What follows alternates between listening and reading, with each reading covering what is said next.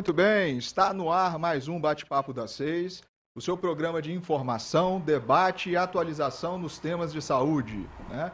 Você pode nos sintonizar na TV Sim aberta, no canal 16.1, na Rádio Sim FM 106.1 e toda a plataforma digital, no Facebook e no YouTube, né?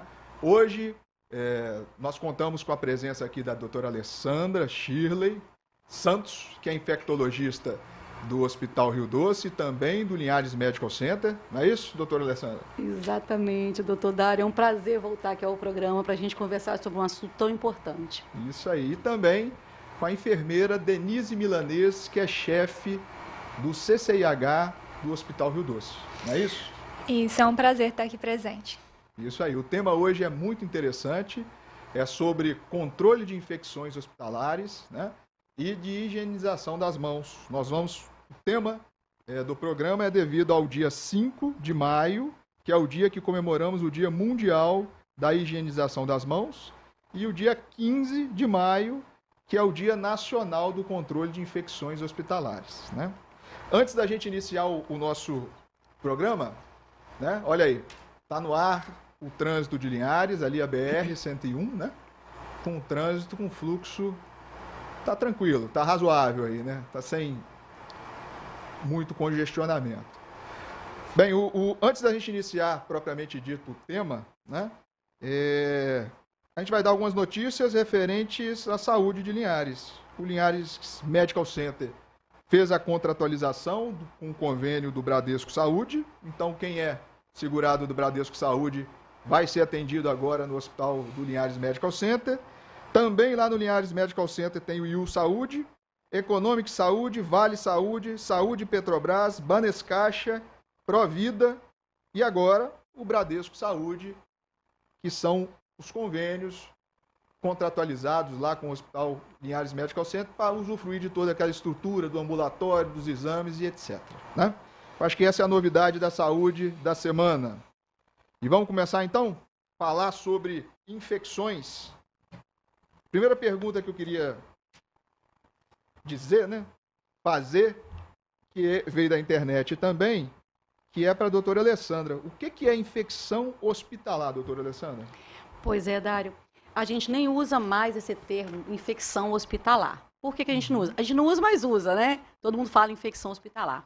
Mas, na verdade, as infecções hospitalares são infecções associadas à assistência. Isso quer dizer o quê? Que só tem essas infecções, infelizmente, quem foi submetido a uma dessas assistências, como sondagem vesical de demora, intubação orotraqueal, intubar para ventilação, acesso venoso profundo, algum tipo de cirurgia.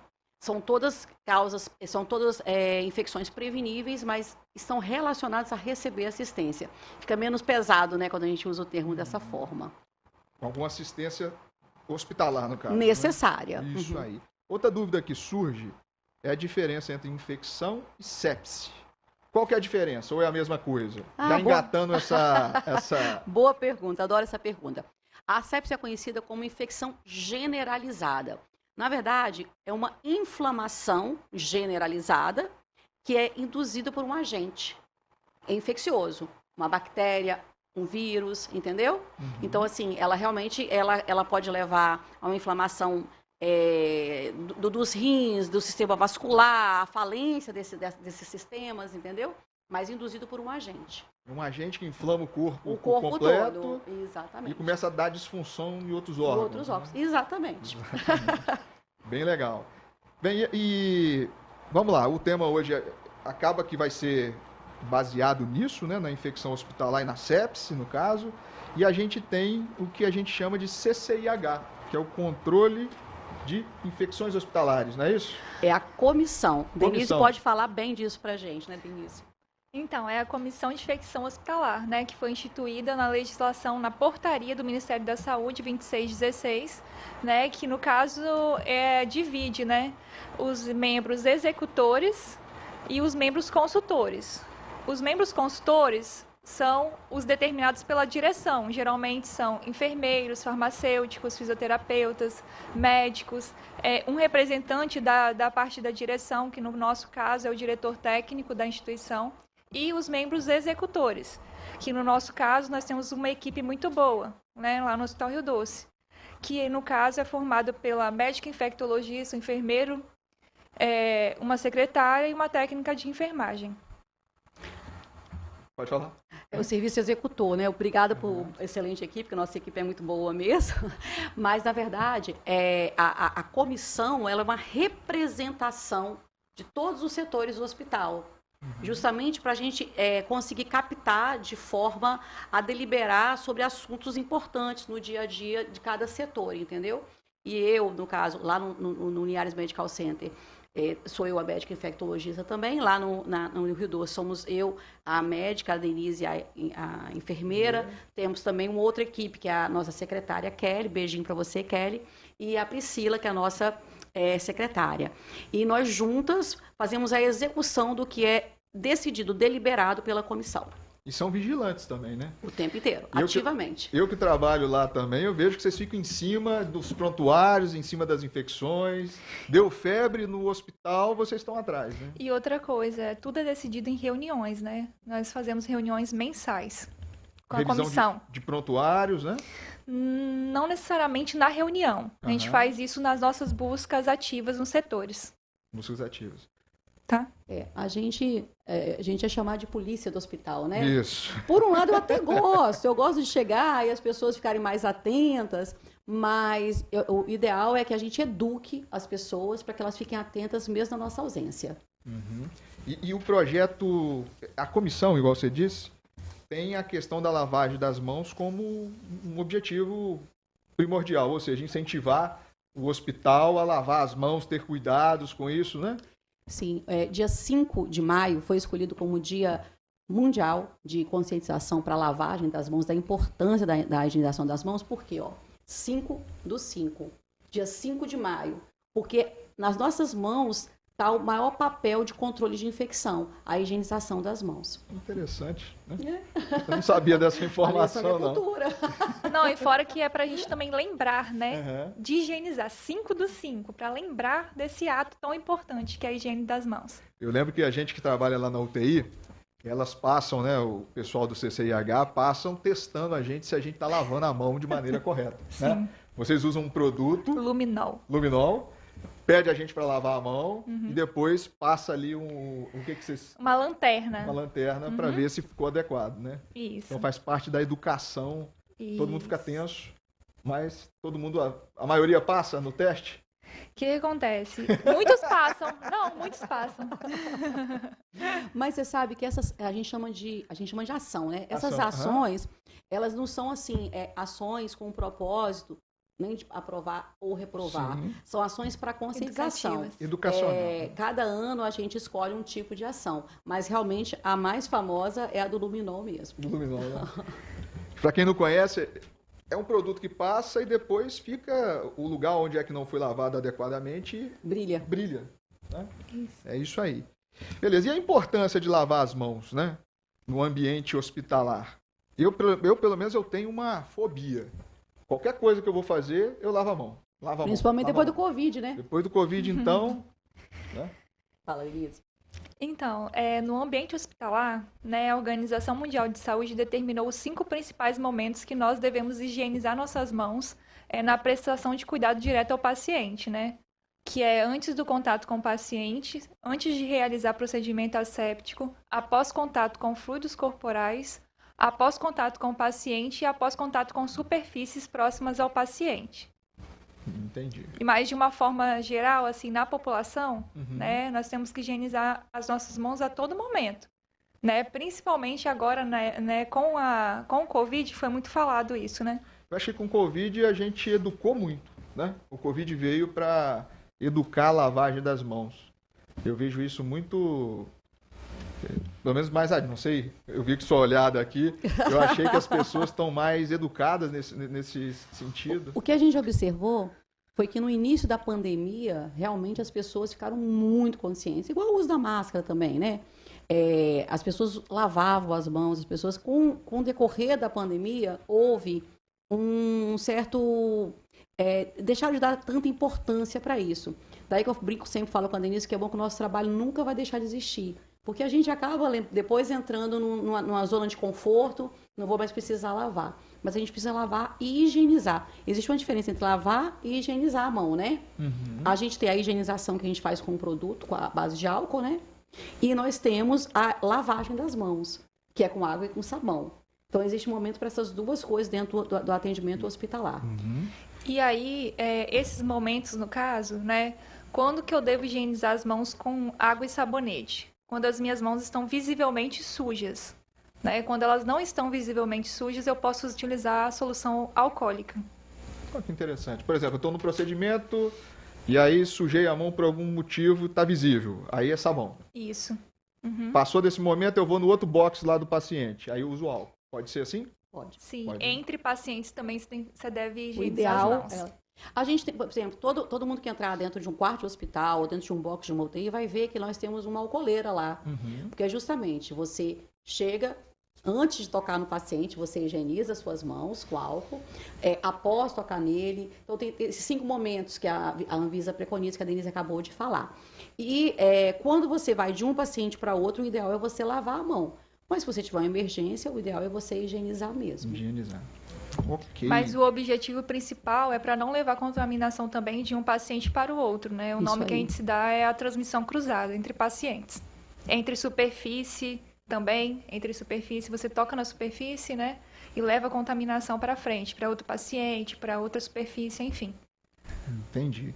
E sobre o que interfere negativamente na higienização das mãos? Denise adora falar isso. Fala aí, Denise. Gostei dessa pergunta. Então, o uso de adornos, né?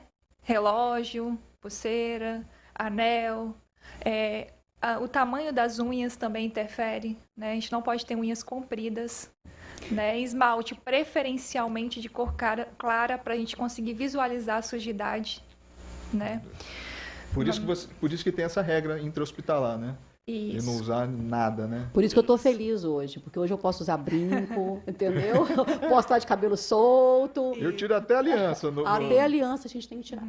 Outra coisa também que as pessoas não se atentam ao jaleco de manga comprida, né? Que, no caso, atrapalha fazer a higiene das mãos também, porque ele fica eternamente molhado, né? E ali tem proliferação de micro-organismos. E o certo é o quê? Dobrar? Dobrar, quando tem de manga longa, né? Aham. Dobrar 3/4, né? 3/4. É que as pessoas confundem a assistência com laboratório, por exemplo. O laboratório, você às vezes precisa do jaleco branco para não cair substâncias. Proteção. Proteção, é um EPI, exatamente. Agora, quando você está tratando o paciente, o seu jaleco tem que estar dobrado, porque você vai ter que higienizar essa mão e você vai acabar sujando o seu jaleco também, e levando a bactéria junto com você. Show de bola. Bem, vamos lá para a próxima pergunta. Qual o tempo... Bem, você já disse também como é composta, né? Aí veio outra pergunta também das redes sociais para a gente complementar. O que você acha do uso indiscriminado de antibióticos? É um problema de saúde aí? Nossa senhora, demais da conta, demais. Vocês fazem um controle tanto educacional, mas também da dispensação dos remédios, né? É que existem dois frontes, né? Tem o fronte das bactérias intra-hospitalares, né? Que a gente acaba usando, necessitando do uso prolongado de antibióticos e acaba selecionando essas bactérias, selecionando bactérias mais resistentes. E existe o fronte do uso comunitário de antibiótico. Eu tenho um antibiótico, não vou nem falar o nome para não fazer mais propaganda, mas o paciente chega no meu consultório, é como se ele tivesse tomado uma dipirona para febre. Não, já tomei esse. E a gente está selecionando, porque o nosso corpo é só bactéria. Nós temos bactéria, né, do cabelinho até a pontinha do pé. Existem alguns sítios, por exemplo, a bexiga, que não deveria ter, mas que tem bactéria lá, que fica, às vezes, nadando, né? De um modo geral, eu digo dessa forma. Só que toda vez que eu tomo um antibiótico sem necessidade, ou eu prolongo por demais esse uso, eu seleciono as bactérias mais espertinhas. Elas vão falar, pá, esse antibiótico agora eu sei me livrar dele. Então a gente vai precisando de cada vez mais antibiótico. E é uma realidade, nós não vamos ter mais antibiótico para tratar muitas infecções. Você faz o antibiótico, a maioria da colonização que a gente chama muda, né? Isso e aí. seleciona os germes, né? Eu vou fazer até um apelo aqui, que eu recebo muito no meu consultório uma coisa chamada bacteriúria assintomática. Que é o quê? A paciente vai em qualquer médico, em qualquer especialidade, e por acaso pede um AAS e uma urocultura. vai vir a bactéria. Virar a bactéria, usar o português correto, virar a bactéria, mas não quer dizer que tem infecção. Infecção tem que ser acompanhada de sintomas. Sintomas, isso entendeu? Aí o que acontece? A vovozinha chega, eu digo vovozinha, gente, não quer dizer que é só vovozinha não, mas é que é muito frequente no meu consultório a vovozinha chegar. Já tive vovozinha que chegou lá com o uso de 14 vezes consecutivas de antibiótico. Aí só chega no meu consultório quando? Quando já não tem mais antibiótico para dar. Aí eles mandam lá para... Eu falo, mas a gente não precisa tratar. E como é que você vai falar isso para um filho que não precisa tratar, depois de ter tratado 14 vezes? Entendeu? Aí essa paciente precisa realmente, quando ela faz a infecção, o antibiótico já não pega, né? Exatamente. Aí a gente já cai para a resistência dos antibióticos. Dos antibióticos, que está muito comum, infelizmente. Uhum. Joia. Bem, e qual a infecção mais comum no ambiente intra-hospitalar? Isso muda um pouco, né? Depende do tipo de hospital. Depende do hospital, né? É, porque assim, por exemplo, lá no Rio Doce, a gente é um hospital de porta para trauma, né? Então a gente recebe muito paciente muito grave, que tem um perfil de maior tempo de permanência hospitalar, mais gravidade, mais mecanismos invasivos como intubação, com passagem de sonda, com passagem em catéter. Então, a gente, por exemplo, tem muito infecção pulmonar, muita respiração respiratória, porque os pacientes ficam muito tempo entubados, acabam prolongando esse tempo. Mas, na literatura, por exemplo, uma muito comum é a infecção do trato urinário, pelo uso de sonda, entendeu? Então, isso vai depender do tipo de paciente recebido por aquele hospital. Do ambiente do hospital... Tanto é que você não compara um hospital necessariamente com o outro. Quando você compara, você tem que comparar um hospital mais ou menos com o mesmo perfil de paciente. Entendeu? Entendi. Você entende bem. Você entende bem. Eu gosto bastante de UTI, tem muita... Acaba que é um ambiente que tem muita infecção, né? Inclusive, eu, quando voltei a trabalhar com UTI, o doutor Dário foi literalmente quem segurou na minha mão, né, doutor Dário? Vamos, Alessandro, vamos voltar para a UTI. Precisa de gente boa na UTI, igual a Alessandra. Beleza, vamos falar sobre isso então. Eu elenquei um monte de perguntas aqui, acabou que eu até me perdi de tanta pergunta que veio da internet. Mas é o seguinte, na UTI, por exemplo, Alessandra, eu tenho um ente querido que está internado lá por conta de uma cirurgia cardíaca. Quais os cuidados que eu, como visitante, preciso ter com esse paciente? Eu vou lá na visita 3 horas da tarde, por exemplo. Quais cuidados eu preciso ter para visitá-lo? A pergunta para as duas, né? A gente... Fala, Denise, que eu falo muito, né, gente? Não. Fala, Denise, fala você que eu falo muito. Senão vai ficar só eu falando aqui. Então, eu vou falar resumidamente, né?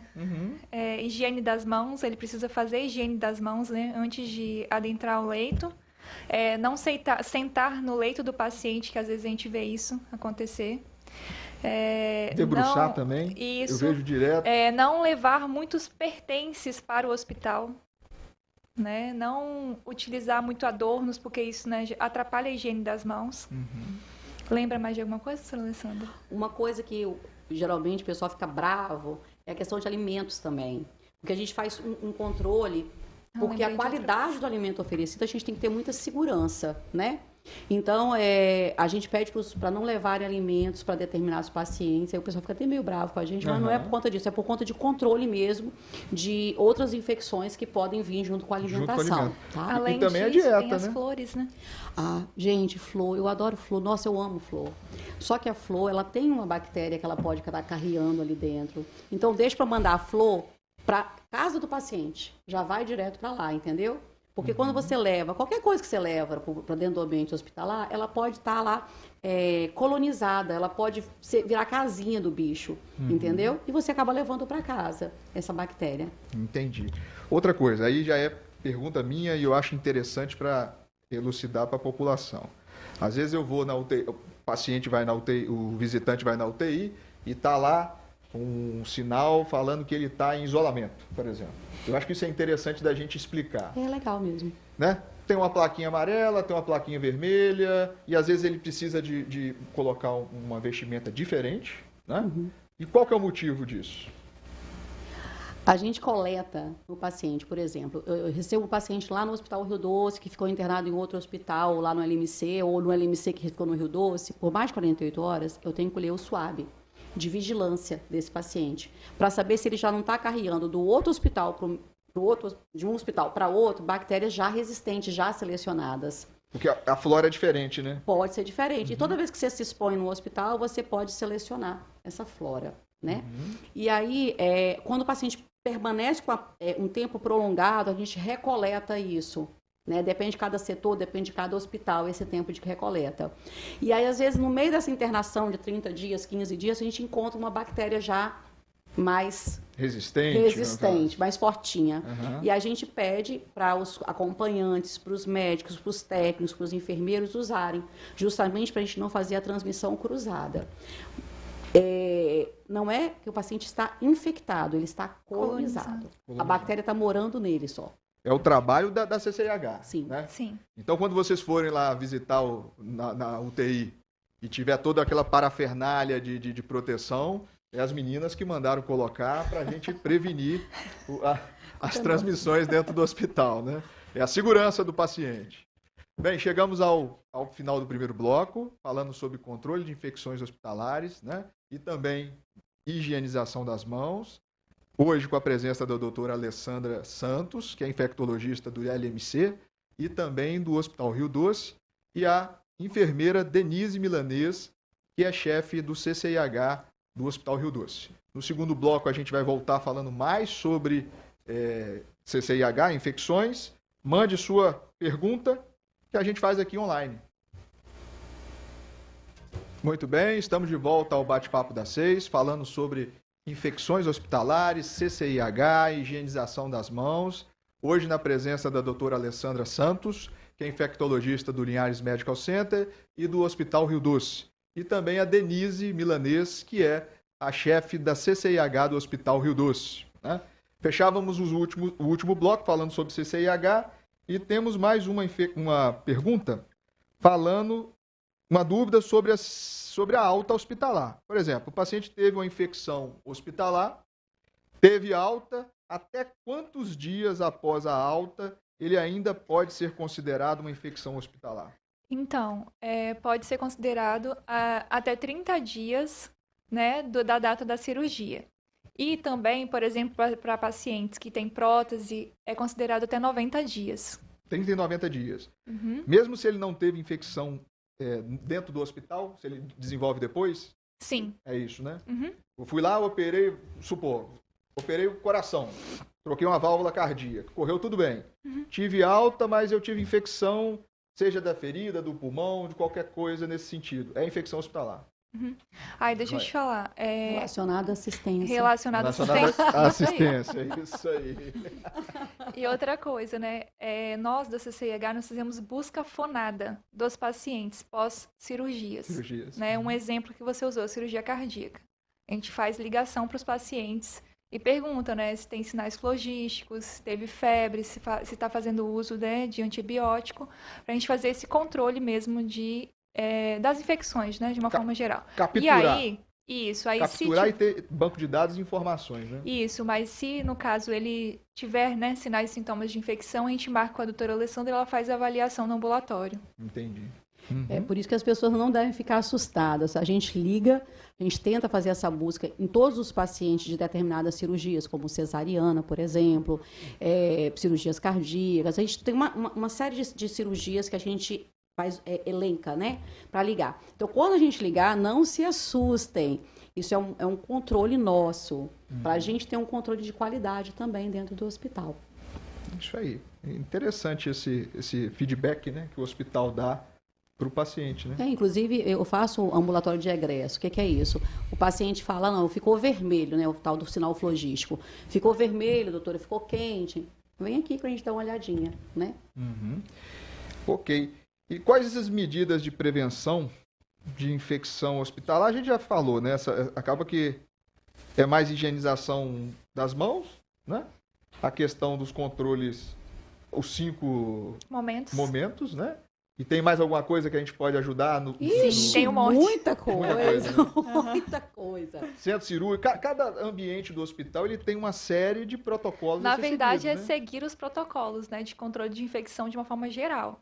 Né? Aí, no caso da limpeza de ambiente, né, esterilização de instrumentais, a questão de isolamento e precauções que a gente falou também é interessante.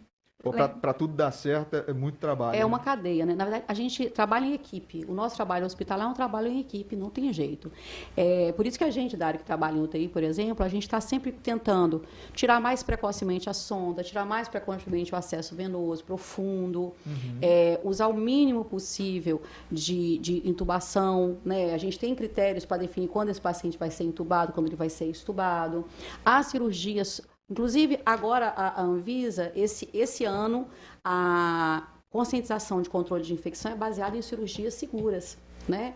Então, para você fazer uma cirurgia, a gente precisa de uma série de coisas, uma série de fatores. O material tem que estar esterilizado da forma adequada, o ambiente tem que ser um ambiente seguro, a identificação do paciente tem que ser segura também, tem que garantir que aquele paciente seja identificado de forma correta, né? Porque a gente já viu tantos casos aí de troca de cirurgias, o antibiótico tem que entrar na hora certa. O antibiótico, a antibiótico profilaxia, a gente faz o protocolo de qual antibiótico vai ser usado para determinada cirurgia e tem um tempo certo baseado no antibiótico e na cirurgia de ser usado, de ser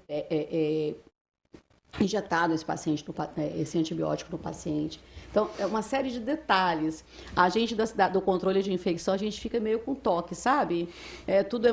Tem que ser tudo muito sistematizado. Desde a higienização dos materiais, da limpeza do ambiente, até as medicações, tudo isso, né? A uso de EPIs. As técnicas. O EPI correto. Por isso que eles costumam falar que nós somos a polícia do hospital, porque realmente a gente está fazendo vigilância disso tudo. No destinação do resíduo, na segregação desse resíduo hospitalar, tudo isso influencia. É bem complexo mesmo. Tá. E para a cirurgia sair, vamos dizer assim, a cirurgia limpa, por exemplo, a gente quer precocidade, né? Isso também ajuda, né? Sim. Tudo que a gente prolonga, a gente pode levar a gravidade do paciente, né? Independente se ela é limpa ou se ela não limpa, né? Uhum. Depende do tipo de urgência, não é emergência. Agora, o que mais a gente estava conversando aqui no intervalo sobre o tempo de você definir se aquilo é uma infecção. O tempo para você definir que é uma infecção relacionada à assistência, você tem que ter um tempo de estar dentro do hospital, 48 horas pós estar no hospital e também depois que você recebe alta. Então, um apelo que eu sempre faço é que as pessoas, quando saírem de uma cirurgia, seja uma cirurgia limpa, tranquila, uma retirada de vesícula. Notou alguma coisa diferente, pode entrar em contato com o hospital, com o médico que operou, ou até mesmo com os serviços de controle de infecção. Nós somos bem abertos a telefonemas, né, Denise? Sim. Outra coisa, por que eu levantei essa questão, né? Às vezes, quando a gente vai dar alta em algum paciente, principalmente o cardíaco, né? Eles ficam, doutor, já está na hora de ir embora já? Né? Tá tudo redondinho, tudo certinho, mas a alta hospitalar hoje do Hospital Rio Doce de cirurgia cardíaca, em geral, é no 4º dia. O paciente opera, fica 2 dias na UTI, depois mais 2 dias lá fora e ele se assusta, porque a cirurgia é grande e ele quer ir embora rápido. É bom que assim ocorra, né? Isso. A gente quer que sempre ocorra assim. É lógico que eu não costumo, meus pacientes, eu falo assim, eu não vou te falar o dia da alta. Eu sei que ela está mais próxima do que estava quando você entrou aqui, porque isso já gera uma ansiedade. Mas cirurgias grandes você pode sair com poucos dias, sim. É isso aí. Graças a Deus é a nossa média, né, Dário? E é o protocolo do hospital, Rio Doce, pelo menos. A gente tenta precocidade, apesar de ser uma cirurgia grande, complexa, com 4 dias, em média, o paciente já sai do hospital. Sai da UTI com 48 horas em média e mais 2 dias em observação e vai para casa. Exatamente. Vamos lá para mais perguntas da internet. O Gabriel Arrigoni, que ele é de Vila Velha, ele perguntou qual seria a forma mais eficaz de controle e as mais simples e complexas. Eu acredito que as infecções mais simples e as mais complexas, né? Acaba que a gente já falou, né? Sobre isso aí. As infecções mais complexas seriam as mais resistentes, né?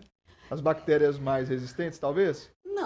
Não e sim. É complexo isso, né? Porque o seguinte, às vezes eu tenho aquela bactéria selecionada numa paciente, como eu já citei a questão da infecção urinária, que não é infecção, que é bacteriúria, e eu não tenho infecção, eu tenho uma bactéria super resistente.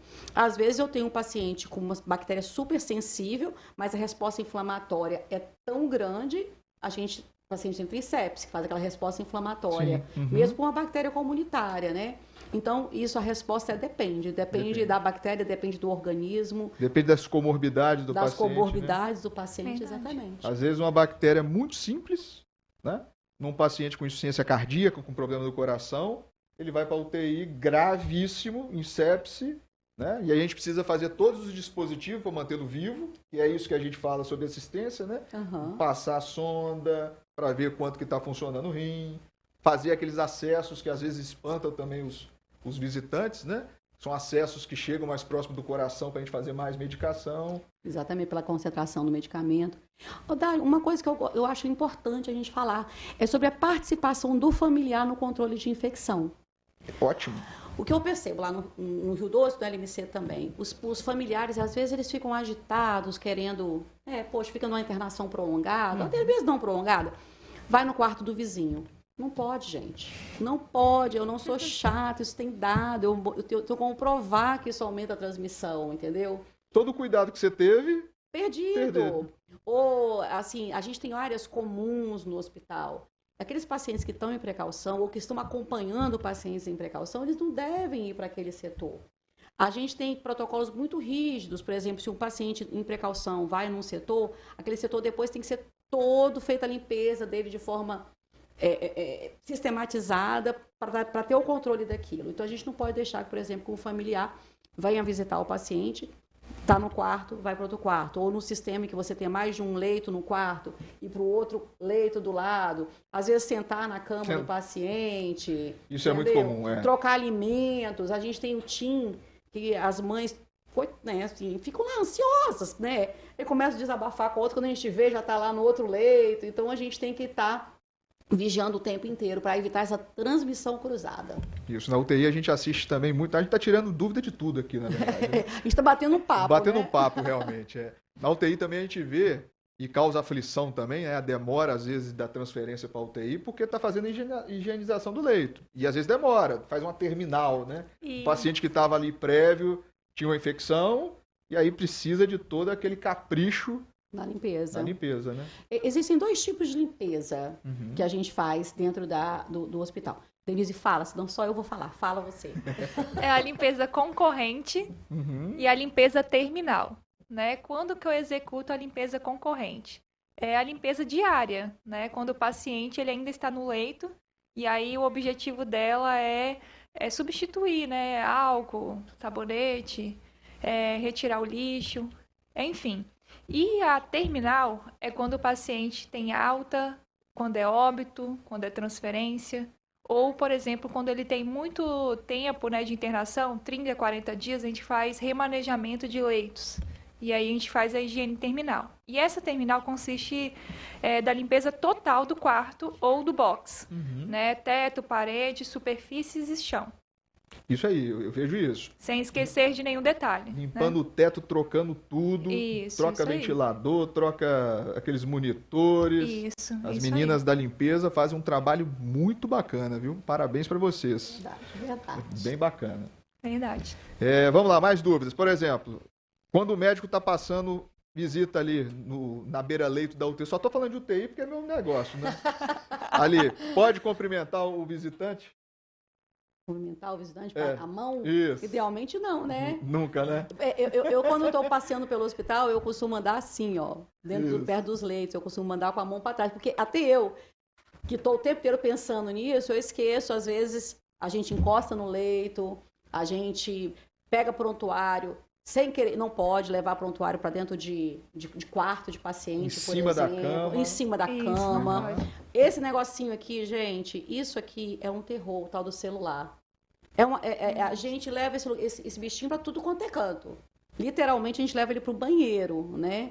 Então, assim, isso a gente tem que tomar cuidado no ambiente hospitalar. Eu vejo, às vezes, um leito com criança e que os pais, a própria criança, fica com o celular no leito da criança, no leito do recém-nascido. Isso não pode, são coisas assim, bobas, mas que a gente tem que ficar atento.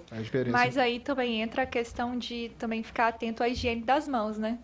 Mesmo que, sem querer, eu toquei em algo contaminado, eu posso fazer higiene das mãos sempre, né? Tem que pensar nisso. E celular? E aí, Também? Fazer a higiene também? Pode Sim. fazer a higiene, é como se fosse uma superfície, Na superfície. entende? Aí você faz a higiene das mãos com desculpa, higiene do celular, No celular. Com álcool. com álcool a 70%. Eu tenho 3 crianças em casa, toda vez que eu tô na UTI, eu boto dentro Isso. do copo de álcool e levo pra Não, casa. Eu queria falar uma coisa, Dária, aproveitando que esse programa é um programa que chega na população. A gente está, graças a Deus, com esse declínio de Covid, mas a gente não pode esquecer e a gente pode incorporar na nossa prática um hábito cultural. Eu digo que é cultural, porque na China, no Japão, por exemplo, em países populosos, eles usam máscaras quando eles estão com infecções respiratórias. Lembrando que não é só Covid, né? E nem só Covid mata, a gente tem influenza, a gente vai entrar numa época agora de circulação de vírus bem importante, que é o inverno, né? Já começamos a ter uma circulação grande. Então, gente, se você tem uma infecção respiratória, use máscara. A gente está, né, cansado, mas a gente precisa usar. Gripou, não é Covid, mas pode ser influenza. Então, vamos usar máscara. Eu tô usando, Ou influenza ou outros, né? eu tô usando no hospital, no consultório, onde eu ainda tô mantendo esse hábito. Ainda não está liberado. E realmente, a gente percebeu, foi incrível esse dado. Quando começou a pandemia, o consumo de álcool, vocês lembram disso, né? Para comprar álcool na farmácia era difícil. Não tinha, Não tinha. O Agora, hospital tinha que importar, o pessoal doava. Isso. doação de Uhum. álcool. Então, assim, vamos incorporar isso na nossa prática. Né? Porque senão a gente vai ter nossa liberdade privada daqui a um pouco de novo por outras doenças, Por né? outras doenças, exatamente. E o vírus não é só o Covid, tem muito vírus aí. Agora tem até o monkeypox aí, né? Ixi. Que é uma polêmica que a gente pode fazer um outro Um outro programa programa só sobre o isso. monkeypox. Isso aí. Show de bola. Então vamos lá, infecção. Vamos voltar para a questão das infecções, né? Como o paciente pode ajudar a evitar infecções, ali é isso que a gente disse também, né? Acaba que o manuseio do leito, quando ele estiver no leito, ele ficar mais isolado, não ficar fazendo transmissão cruzada, né? Botando a mão em tudo no hospital. Criança, então, meu filho, eu tenho que ficar falando o tempo todo quando vai. Bota a mão aqui, bota a mão na boca, né? Não, é incrível. Parece que nossos filhos, a gente fica o tempo... Todo filho é assim, né? A gente fala, mas quando chega no hospital, o comportamento não é exatamente como a gente gostaria, né? Uhum. Quanto à transmissão, quanto à colaboração dos familiares, a gente tem que lembrar da segurança do paciente, né? Uhum. Porque a segurança do paciente, ela não é só o controle de infecção, é a identificação, é a alimentação, é a nutrição adequada, é o controle do ambiente cirúrgico, várias coisas, né? Bem complexo, né? Bem, chegamos ao final do segundo bloco, falando sobre controle de infecções hospitalares e também higienização das mãos, né? Com a doutora Alessandra Santos, que é infectologista do Linhares Medical Center e também do Hospital Rio Doce, e a Denise Milanês, que é chefe da CCIH do Hospital Rio Doce. Vamos falar no terceiro bloco, o último bloco, mais sobre esse tema tão importante que gera tanta dúvida. Boa tarde, chegamos ao terceiro e último bloco do Bate-Papo das 6, falando sobre CCIH, controle de infecções hospitalares e higienização das mãos, né? Hoje na presença da doutora Alessandra Santos, que é infectologista do Linhares Medical Center e também do Hospital Rio Doce. E Denise Milanês, que é a chefe do CCIH do Hospital Rio Doce. Vamos voltar às perguntas que vieram do Instagram e também das redes sociais. O Mauro perguntou o seguinte: ele gostaria de saber como evitar a contaminação por KPC e o que fazer caso esteja instalada no ambiente hospitalar. Essa que é a pergunta dele. Oi, Mauro. A gente faz esse trabalho, sim, não só para KPC, para VRE também, para Staphylococcus resistente. Que são bactérias mais resistentes, mais né? resistentes. Uhum. E pelo jeito ele é técnico, ele sabe, é técnico assim na área, né? Isso, ele é o que tá enfermeiro, falando. exatamente. Ele é enfermeiro, viu? Uhum. O que acontece? A gente faz a precaução de contato, né, para esses pacientes. Ao entrar em contato com esse paciente, a gente institui o uso de um capote de segurança, um EPI também, o uso de luvas, toucas, procedimentos que possam correr risco, o óculos também. E a gente ainda está usando no hospital as máscaras também. Outra da internet: qual o índice de infecção hospitalar aceitável pela OMS? E quais as bactérias mais frequentes e antibiótico-terapia de escolha? Mas aí ficou meio vago a pergunta, né? Mas é uma pergunta interessante essa questão, assim, qual que... A gente sabe que em cirurgias limpas, 5%, ou seja, de cada 100 cirurgias limpas, 5% podem infectar. Então, assim, não é uma coisa tão comum, mas também não é tão rara, assim, não? Infelizmente, pode acontecer. Acontece. A população tem que entender que acontece, né? Acontece. A gente não deve aceitar. A gente que é da área da saúde, a gente tem que tentar prevenir, de todas as formas, né? Mas a gente pode ter as infecções relacionadas a cirurgias, a gente pode ter infecções relacionadas ao catéter que a gente usa, às sondas, e a ventilação mecânica. Então, a gente tem protocolos, bundles, para prevenir essas infecções. Tá? A gente não pode achar que é comum, mas a gente não deve ser tanto. A gente tem que tentar fazer com que diminua o máximo possível. Excelente.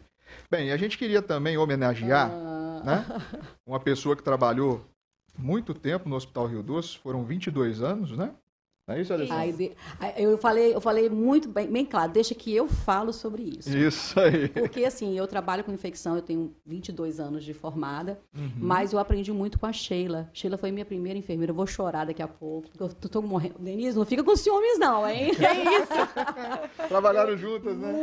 Muitos anos, há 3 anos, a Denise veio para nossa equipe, a Sheila teve que sair. É uma pessoa também super eficiente, graças a Deus eu tenho sempre pessoas muito boas ao meu lado, mas eu não podia deixar de dar minha gratidão à Sheila. Me ensinou muito sobre controle de infecção. Né, Sheilinha? Isso aí. A Sheila, eu vi ela no centro cirúrgico, parecia o Sherlock Holmes. Ela pegava as serras e culturava dentro do motor da serra para ver se achava alguma coisa. Serra que eu digo assim, é um aparelho médico, né, mas que... Mas a gente já chegou a ser bem, a gente já chegou a usar furadeira mesmo, né? Enfim, a medicina tem essas histórias. Você que adora, você que é um estudioso da história da medicina, você sabe que isso já aconteceu. Agora a gente tem coisas mais modernas, né? Mas a Sheila, por exemplo, ela entrou no hospital na recepção do hospital. E ela foi crescendo, entrou muito novinha, né? Muito jovenzinha, e foi crescendo, se especializou em controle de infecção. E foi assim que realmente instituiu o controle de infecção estruturou o controle de infecção dentro do Hospital Rio Doce, né? E muito me ajudou também ela que escolheu a dedo a Denise quando a Sheila teve que ir embora daqui da cidade. Para substituir. Vamos lá para mais perguntas da internet aqui. Vamos lá, o que a gente... Eu acho que a gente já falou bastante coisas, hein? Mas olha só, higienização das mãos pode ser substituída pelo uso de luvas? Não. O que vocês acham? São coisas diferentes. Isso. Tem momento para cada coisa, né? E aí a higiene... Pode falar. Você tá até emocionada, né, Alessandra? Não, eu fico sempre emocionada, mas eu tô emocionada aqui agora com o Mauro que fez essa pergunta, foi enfermeiro nosso do hospital. Isso. Só que quando falou, eu não sabia nem que era enfermeiro, falei que era enfermeiro pela pergunta, né?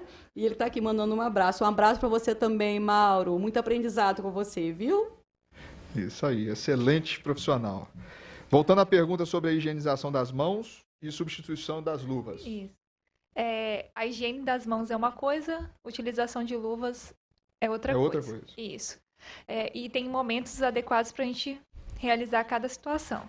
E aí é interessante a gente não tocar em superfícies com a mão enluvada, que às vezes a gente vê muito isso lá no hospital. E aí, quando que eu for utilizar a luva? Né? Quando eu tenho contato com fluidos corporais, sangue, excretas do paciente, né? E aí é o momento que a gente mais utiliza a luva lá no ambiente hospitalar. Procedimentos que a gente faz na UTI, né? A própria sondagem, né? Que tem todo um preparo para fazer uma sondagem vesical. Parece até uma cirurgia quando vai sondar. É verdade. Né? E você sabe que eu vejo pacientes chegando no hospital, no pronto-socorro de luva. Agora diminuiu um pouco isso, mas na época do Covid eles chegavam de luva. Não substitui, gente.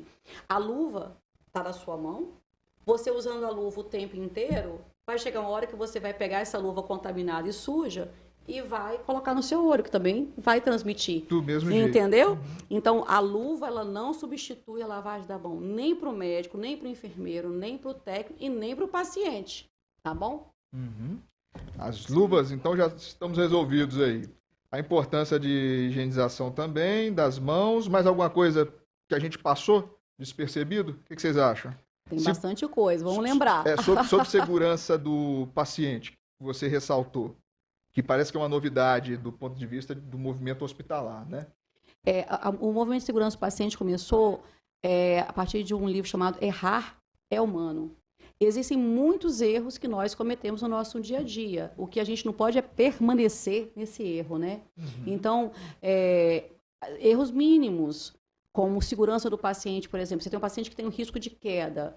Às vezes, muitos familiares reclamam. Doutora, a senhora mandou conter, papai, mamãe. Gente, isso é para a segurança do paciente, porque uma queda, ela pode ter consequências também, entendeu? A identificação errada, como a gente já citou. Mas nós dois somos de uma época, né? Principalmente eu, mais do que você, de uma época em que essa questão de segurança, ninguém pensava nisso, em identificar o paciente, botar uma pulseirinha, e a gente sabe como isso é importante.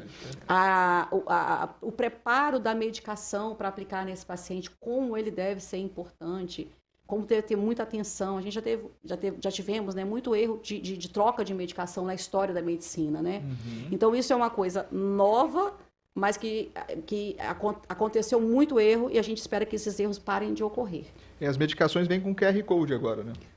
Interessantíssimo. Sim, interessantíssimo. E vem com a identidade do remédio. Identidade do remédio você consegue triar, né?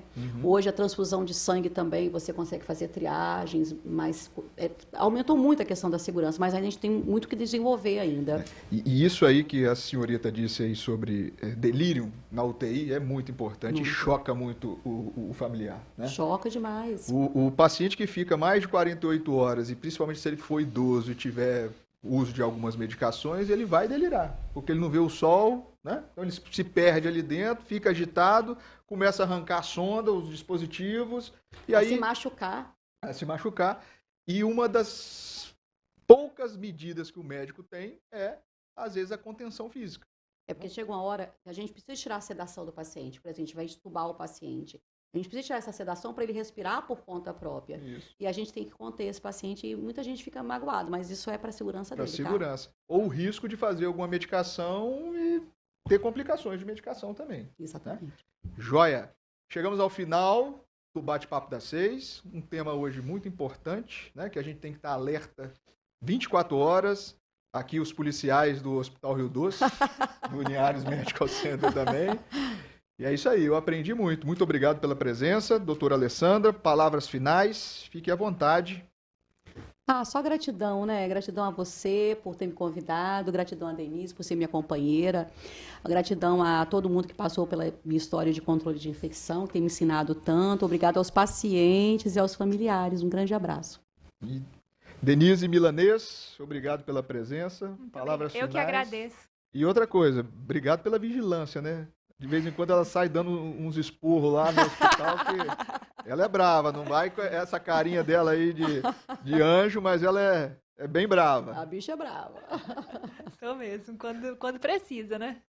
Quando o assunto é CCIH, o bicho pega, né? Mas sempre voltado para orientação, não para punição, né? É isso aí. Eu aprendi muito. Semana que vem, próxima quarta-feira, mais Bate-Papo das 6, falando sobre saúde, com outro tema. E é isso aí. Um grande abraço, boa noite, um beijo no coração da família.